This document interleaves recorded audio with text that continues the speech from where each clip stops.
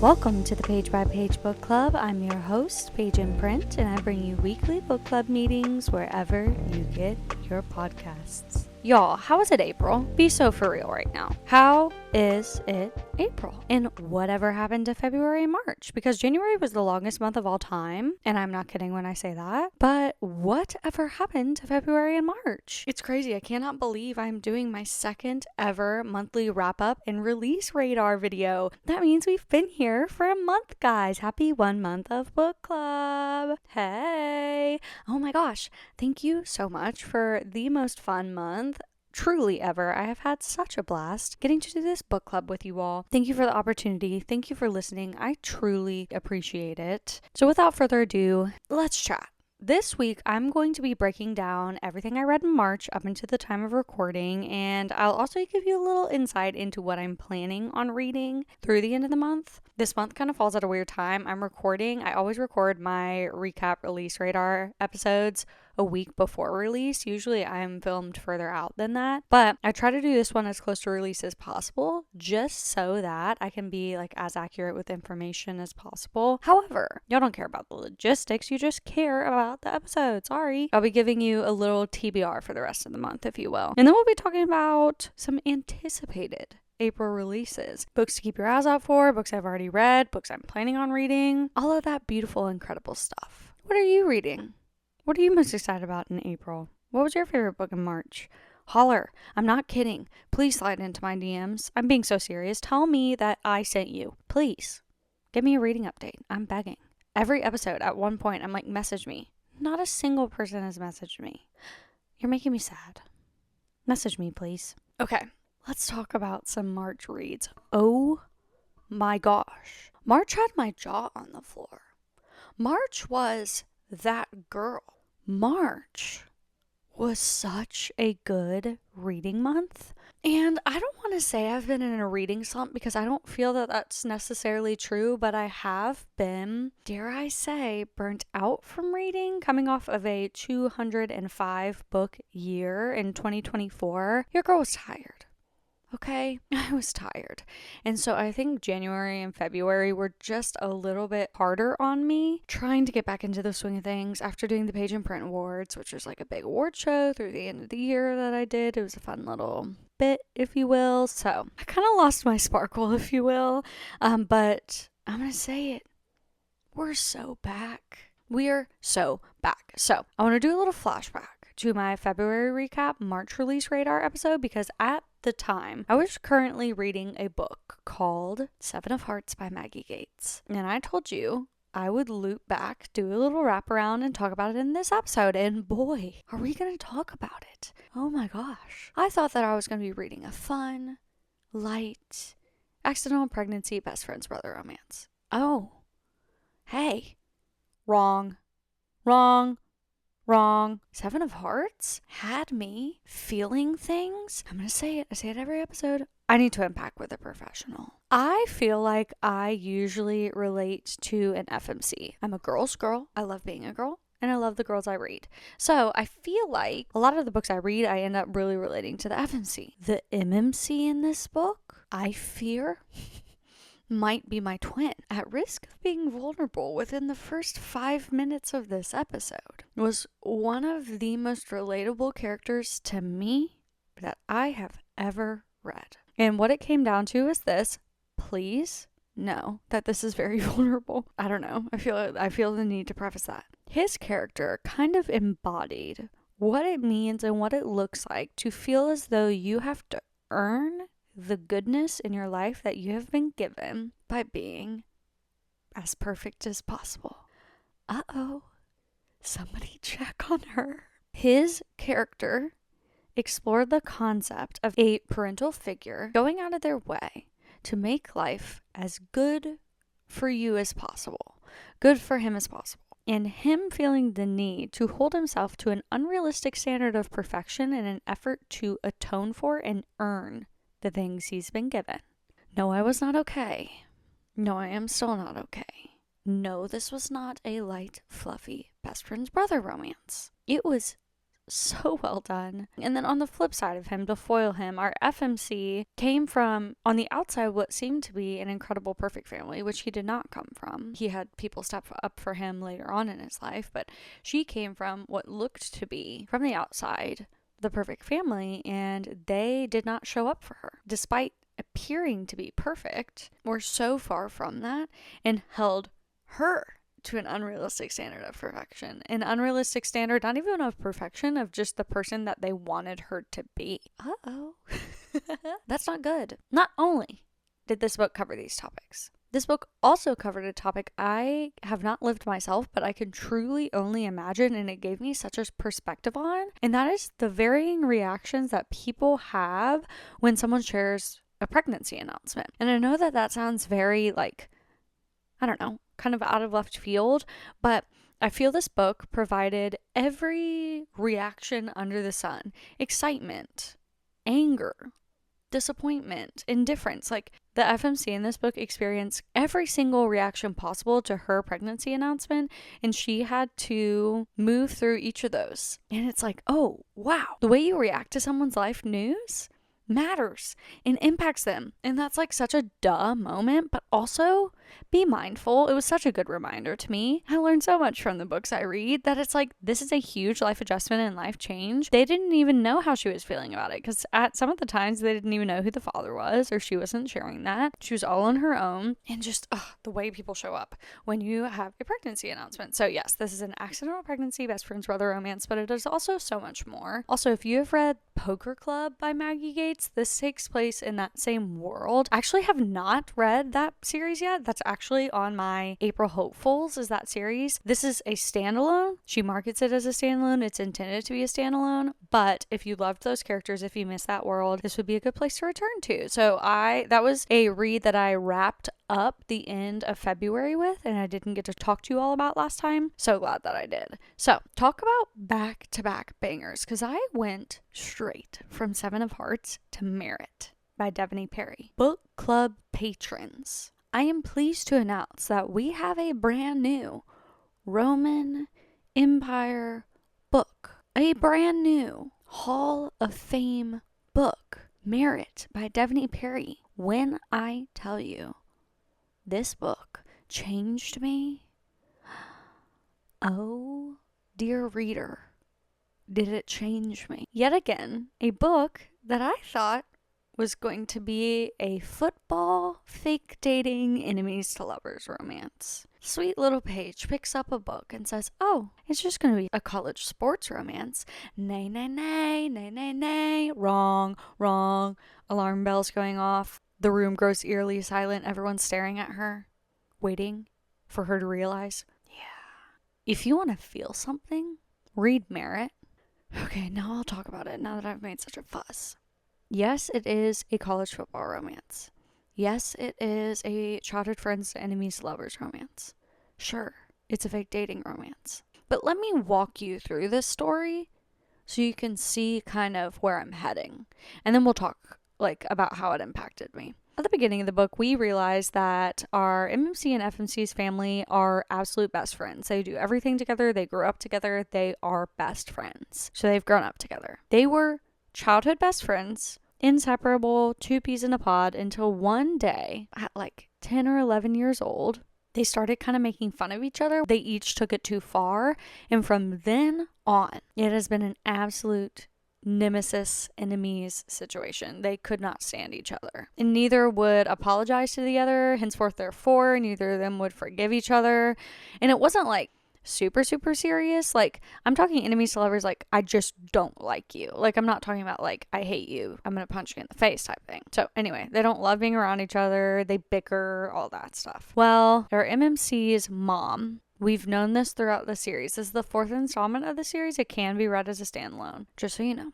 But we found out last book that his mom is battling cancer. And it is becoming apparent in the beginning of this book that she is not doing well. And the family is making an effort to make her last months and memories as beautiful as possible. Well, they're at a family dinner family dinner with both families, and she shares with the family that her dying wish is for the MMC and FMC to go on one date together, to reconcile their differences and to go on a date. So they do, and it does not go well. And they're like, well, we tried. And he reports back to his mom and he's like, I tried. Like, it really didn't go well. And his mom is like, okay, just for me, as one of my last wishes, will you please try again? And ultimately, they do try again, and they kind of come to this agreement. It's like, okay, well, we will fake date until her passing to kind of bring her a sense of joy. And in exchange for that, our FMC is planning to take over and start working at post-graduation her father's landscaping business, landscaping and yard architecture. There's a better way to say that, and I don't know what it is. But she wants to take it over. But her dad also offered the MMC a job there as kind of her counterpart, and she feels as though her dad doesn't think that she can handle it. Okay? And so in exchange for this fake dating, because he is treating it as a favor for her to do for him, he will not accept this job. Okay, you get it. They start fake dating. And then they kiss. Epic, tension, incredible. You'll have to read it to find out how it actually goes down. But they kiss, and then they're like, wait, are we friends? Like, can we do this? And so the tension is phenomenal and it continues to build and build and build until they're like, is this fake anymore? And then mind you, on top of this, she is inexperienced, if you will. My mom listens to this, so I'm trying to keep it classy. Hi, Mom. And she decides that she could probably gain some experience through our MMC, who is kind of a playboy.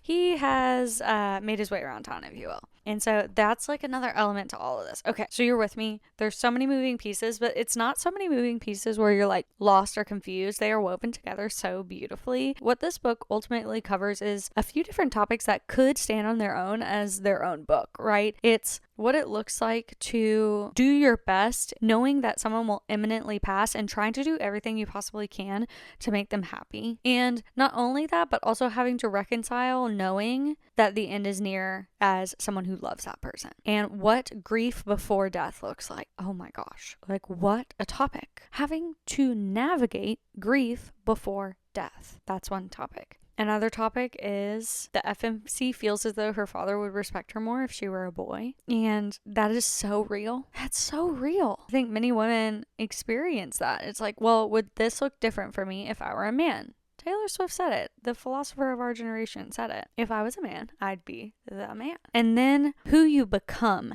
in your grief. The person that you become, the decisions that you make, the way you treat people when you are torn open. That is a topic that's discussed in this book. And then on the flip side of that, how do you show up for someone when they are that version of themselves? It was jaw-droppingly phenomenal. It was a 6-star, Infinity Star read, however you want to take it. It is a Hall of Fame book for me. It changed my perspective on various topics that I just mentioned. And I'm at a loss for words, well, obviously not, because I've been talking about this book for a few minutes now, but like, I just mean, I cannot speak highly enough of it. It was that phenomenal. I recommend it that highly. The audio performances were fantastic. I immersive read this and I had a fantastic audio experience. And to anyone who says that romance books don't teach you anything or you're not learning, literally be so freaking for real. The lessons I have learned from romance books have been truly invaluable in my life. The way I have learned to treat people, the perspectives and empathy I've been afforded because I have taken the time to read, the opportunities to understand someone who's different than me through a point of view in a book, the things that I have learned about myself because I saw a character that looks like me, way more extensive understanding of grief, friendship, love,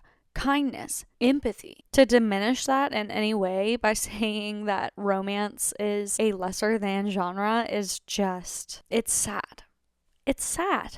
So anyway, I'll be a champion of the romance genre all day, every day. So that's Merit. It is an all-time favorite of mine. That came out of this month's read. After that, I read the 4th installment of Catherine Cowell's newest series, Sparrow Falls, called Beautiful Exile. Guys, it was classic Catherine in the best way possible. It was good romantic suspense. What I really liked about this book in comparison to some of Catherine's other books is that I felt these were very much so MMC FMC and FMC focused, Catherine does a very good job at creating this world and these side characters and people that you absolutely love. And we got to see the world and the side characters in this story, but I really, really felt connected to our leads in Beautiful Exile, which was really fun. And I think that suited each of them very well because they were both guarded, individualistic people, meaning they fended for themselves, they took care of themselves, and they operated well on their own. And it was really, really interesting to see each of them let each other in, and then ultimately letting other people in. It was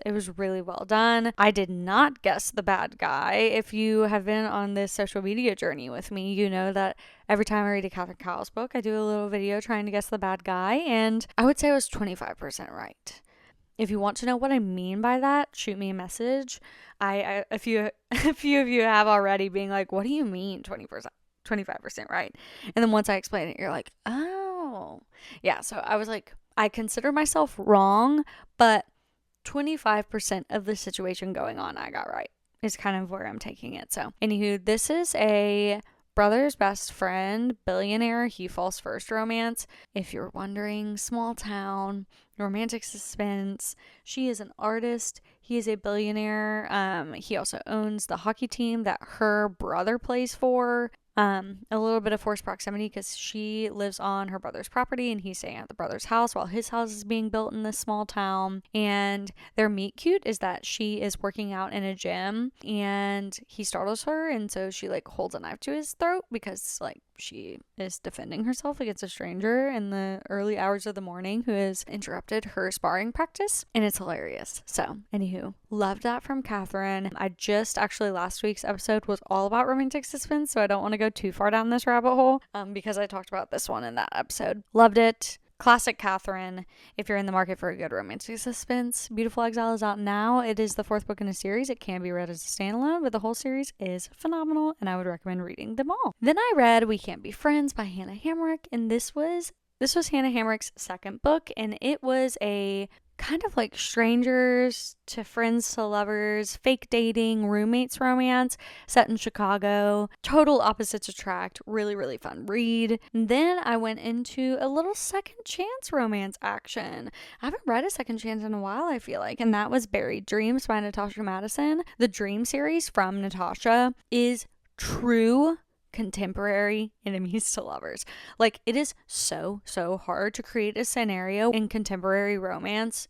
The enemies are truly enemies. Like, usually, with all due respect, I feel like the enemies in a contemporary enemies to lovers are just like, I don't know what it is, but I don't like you. Or like they were bickering one time and someone took it too far and someone's feelings got hurt, so they're like, I hate you. Or I don't know, something caused them to just like dislike the other person. But like, I am talking like hate, enemies.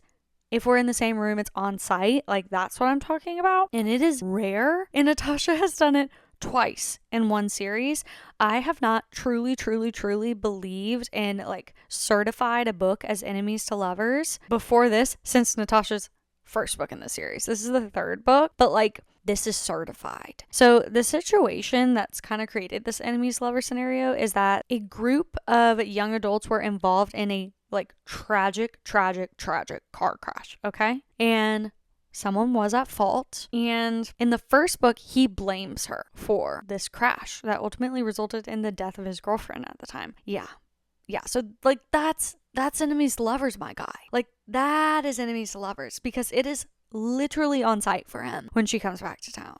So that's the first book in the series. The second book, the tension is absolutely there, but it's not in enemies to lovers. But this third one, Buried Dreams, they were dating at the time of the accident, and then he was blackmailed, but also kind of just coerced into defending the person who was at fault. And she at the time was like, if you do this, I'm leaving. And he was like, no, she's not. And then he did it and she left.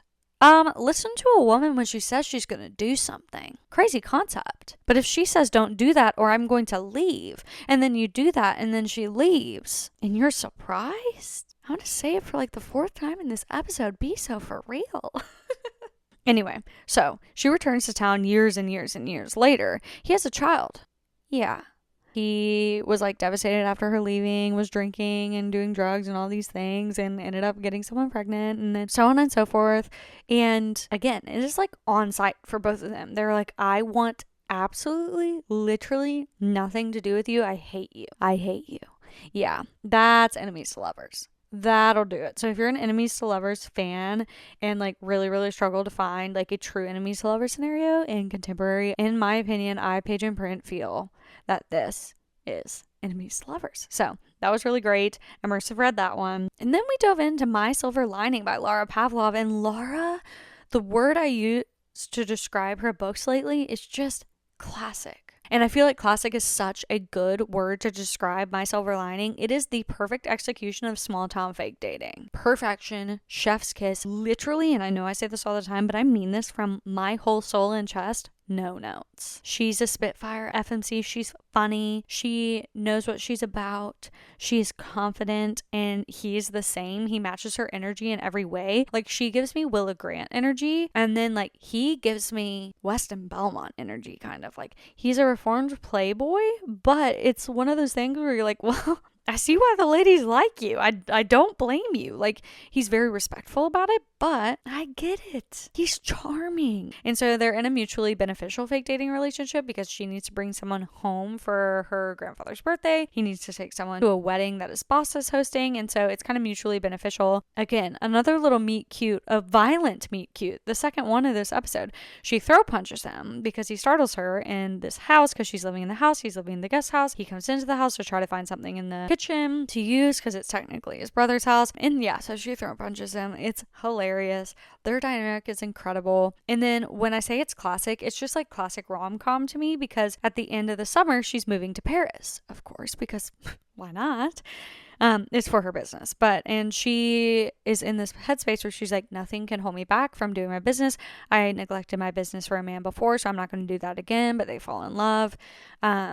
And we get a grand gesture at the end. They can't live without each other. Like, it's just classic. If you want a small town romance, if you just love reading romance, this is the book. Like, I feel as though it is a really, really good representation of the genre as a whole, like small town classic romance. I loved it. I had so much fun reading it. I'm smiling. I'm happy. Okay, and then so I took it from like a little fluff moment and I read Fight by Sloane St. James. Loved it. Sloane, come to the front. This is the first book in the Skyridge Hotshot series, and I had the opportunity to listen to it in advance of its release. It's performed in duet. If you have not read this book yet, and you love audio, this is a perfect storm for you. Okay, so here's the deal with this book. I'm gonna say it like from the jump. It is like, in many ways, a book revolving around the miscommunication trope, and I loved it. I think it was a really good progressor of the plot in this scenario. I was not mad about the miscommunication. Well, I didn't love that they were miscommunicating, but as a storytelling device, I was in. Okay, so here's what happens. They meet at a bar one night. They exchange phone numbers. She's new to town and she has a flip phone. She's kind of mysterious. Nobody knows where she came from. He's interested, of course, but they kind of go their separate ways. She's a little bit evasive, but she's also kind of interested in him. We know that something's going on with her, but not exactly sure what. But come to find out, he's a wildfire firefighter and she is an EMT in town. And they're both stationed at the same wildfire. So they kind of get involved a little bit while they're stationed at this wildfire. And the week comes to an end and he's like, I kind of like have some feelings, which is wild because he's the town playboy. So I'm going to try to pursue something with her. But due to a little miscommunication, he hears that she has a husband, which is not untrue, but see, like maybe in your head right now, you're like, it's not the cheating trope. Everybody breathe. Or I didn't feel it was the cheating trope. You find out how all of this happened. She's not a bad person. Do you want me to tell you now? I need you to keep listening because I'm going to tell you what like, I'm not going to tell you like what happens. If you want to go in totally blind, skip ahead a few minutes. But I do want to tell you this because it's like, if I would have heard that, probably I would have been like, I don't know. So I'll tell you why, but just stay with me. Hold my hand, okay? So he finds this out. They don't talk. Then they're kind of like, he kind of breaks it off with her, but in not the nicest way. Like, it's not the meanest way, but he stands her up on a date and is like, I don't want to see you because he heard these rumors and whatever. Well, they pass each other on a hike up this mountain. And he's going down, she's going up. And then he gets home and a huge snowstorm breaks out.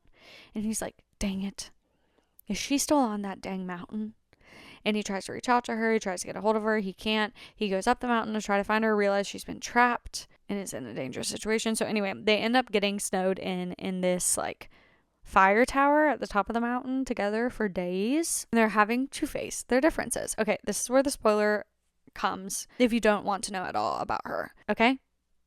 3, 2, 1. Turns out she has escaped a religious cult. And she was in a lavender marriage so that her husband wouldn't be outed to the community in this religious cult. Yeah. So like what my point in all of telling you all this and leading up to it is saying, and why I want to discuss the plot of the story is like, I liked the miscommunication trope in this because it's like, yeah, that's wild. How would he have guessed and heard, like, because technically, yes, she does have a husband. And unless he just marched up to her door and knocked on the door, is like, heard you had a husband, what's up with that? And she was like, oh, I'm in a lavender marriage from the get-go. There'd be no book. There would be no book to speak of. So, I'm not usually a fan of the miscommunication trope necessarily, but this book, I loved it. It really, really made for a great story. So I will say, like, it was kind of a big thing too, because in the beginning of the book, you find out that he was cheated on by his fiance. And so like cheating is like a big no-no for him. So when he finds out that she's married, it's like a gut punch to him. So anyway, this is me on record. I, Paige in Print, did enjoy the miscommunication trope in this book. Yay. Okay. See, I will try anything. And if the author crushes it, I'm going to like it. For the most part, like, I'm not going to write anything off just because it's a trope. That's not fair. I will always give it a try, but I will also always be honest. Like, for me, if I go into a book knowing that there's a really, really good shot that I'm not going to like it because of things that were advertised on the back of the book or advertised by the author, me personally, am not going to... Honestly, I probably will not rate the book, like do a star rating on the book, because I knew what I was getting into going in. It's like, it was on the packaging. I knew that I was about to read a book with XYZ trope that's not my favorite. And if I read it and don't like it, like, that's on me, you know? So anyway, that's just a little bit about me. So if I would have not liked this book going into it, doing my research, reading reviews, knowing good and well that there was going to be a miscommunication and I didn't like it because of that miscommunication, like, to me, that's on me. And that's my personal opinion. And we can have different opinions and still be friends, but just a little interesting food for thought there, because I feel like that's not fair to the author if I knew good and well that I probably wouldn't be the right audience for a book to then like proceed to read it and rate it poorly because I read a book I knew I wouldn't like. Oh, no thanks. That's not fair to anyone involved. That's just how I do things around here in my house, and you can do things differently in your house. But like, I'm just saying, like, I don't like... I'm trying to think of something I don't like. I don't like matcha. That's a good example because a lot of people like matcha. I don't like matcha. It's not my favorite. I don't like matcha. So if I go to a coffee shop and order a matcha and then they give me a matcha and then I proceed to drink that matcha in its entirety, not finish the matcha, i.e. DNF, knowing that I don't like matcha, and I ordered a matcha and they gave me a matcha and I drank the matcha, and then I'm going to go on their Yelp and give it a 1-star review being like, well, I don't like matcha, but I ordered a matcha and drank a matcha. That's my fault. Hey, that's my fault. That's on me, the orderer of the drink that I knew I wouldn't like for drinking it. So I don't need to be going on the Yelp and saying about how much I didn't like the matcha when I knew I didn't like matcha. Okay, anyway, I'm going to continue now. It's just a little thought. It's a metaphor, you see, for books. We're smart. Proceed. So I had taken a pause from this book. I actually started it in February, but then I had a ton of ALCs come in. So I took a quick pause from Only for the Week by Natasha Bishop. I had such a fun time reading this book. Rome? Now that's a book boyfriend. Dang, I loved him. And she was so fun too, the FMC. This is a summer romance to me. It takes place on a resort. They're the maid of honor and best man in this wedding.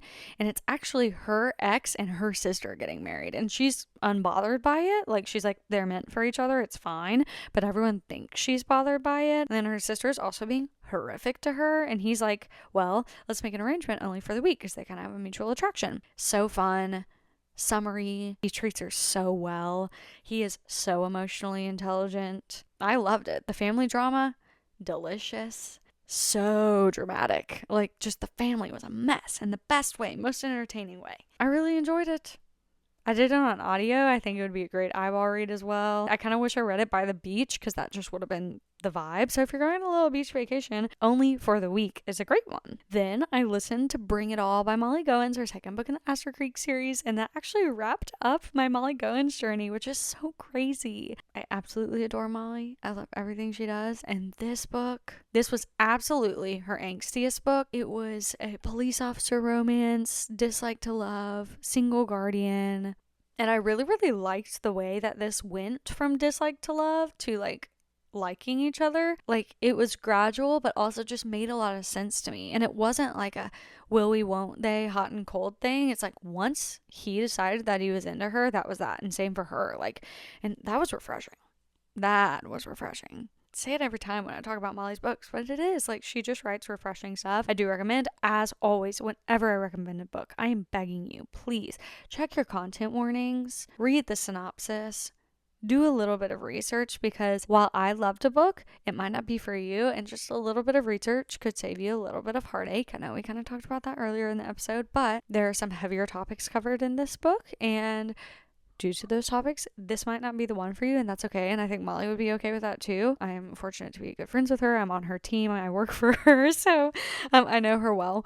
And I truly, truly think there's not an author I know that would be disappointed that you didn't read their books because you read the content warnings and decided it wasn't a good fit for you. So anyway, loved this. Angsty, wild third act conflict. Like, it was again a classic romance, and I loved every moment. I cannot believe I'm caught up on her backlog, and this one just released on audio with the final book in the Aster Creek series. Despite it all, one of my top MNCs of all time, little side note, is releasing on audio next month. So if you want to listen to Aster Creek, now is the time. We're about to get caught up.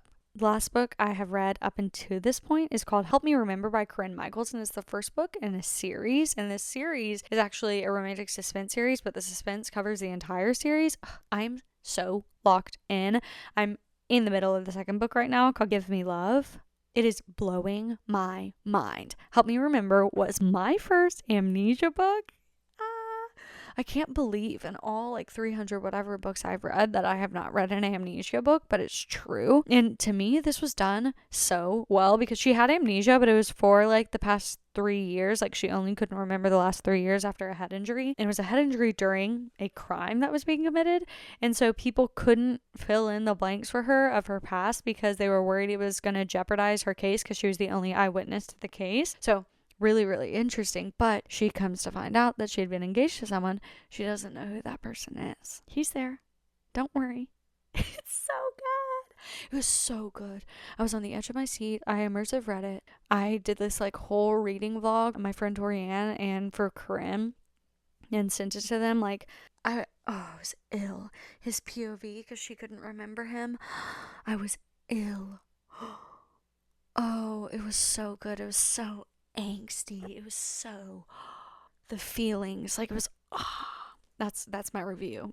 Is that a good review? I don't know, that's not a lot of words, a lot of sounds, but it was phenomenal. 5 stars. That brings me to my in progress reads right now, which right now I'm immersive reading Give Me Love. As I just mentioned, the second book in the series, it's a marriage of convenience, but they got married in the war. They were both in the army together. I will absolutely be talking about this in next month's wrap up, because this whole series is like, I cannot believe I had not read it yet. And Torianne, if you're listening, I know you told me so. I know.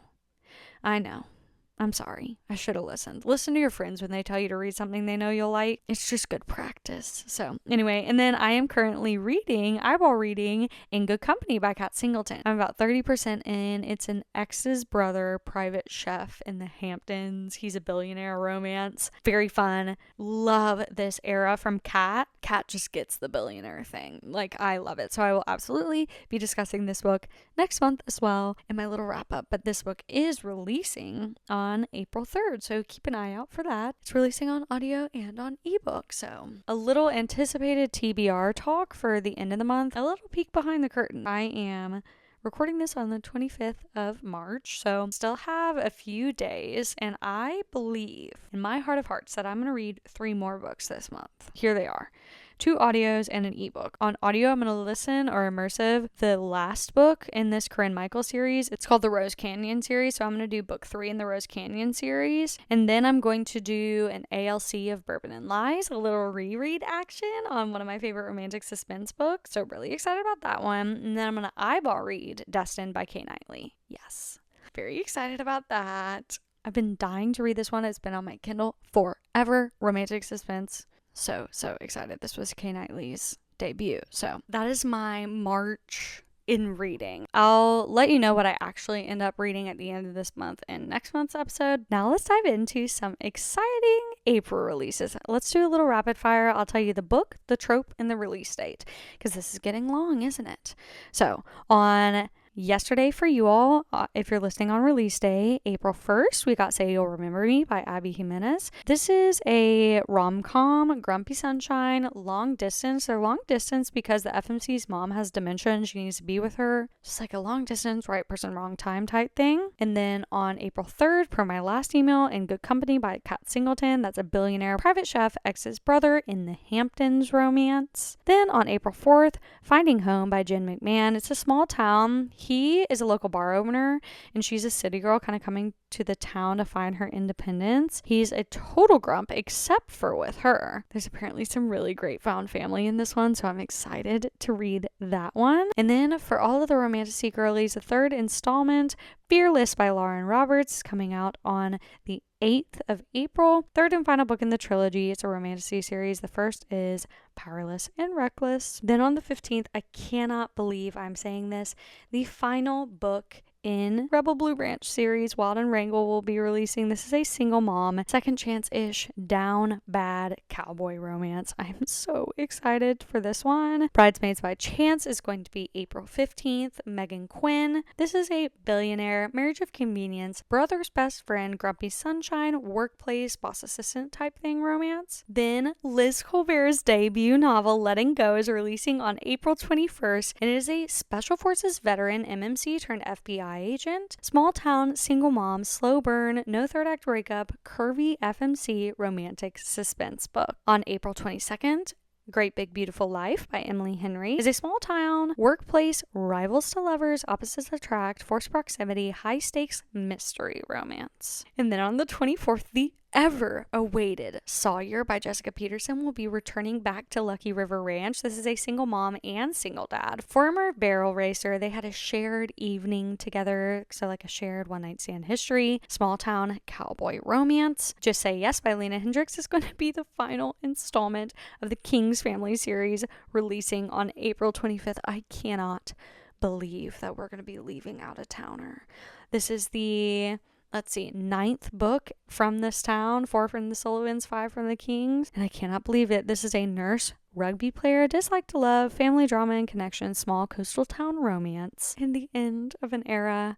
And then last but not least, on April 29th, King of Envy by Anna Huang is a billionaire, morally gray, nearly silent MMC, supermodel FMC. He falls first, but she's fake engaged to his best friend, and it is the 5th installment of the Kings of Sin series. So that is going to be what we have to look forward to in the month of April. Are you excited for any of these releases? I am telling you, message me. I'll be so happy that you did. And that's going to be it. I know this has gotten a little bit long, but I'm so grateful to each and every one of you for giving me the opportunity to talk about books like this. I cannot express how much it means to me. I truly love doing this. A month of this podcast and it has been so much fun.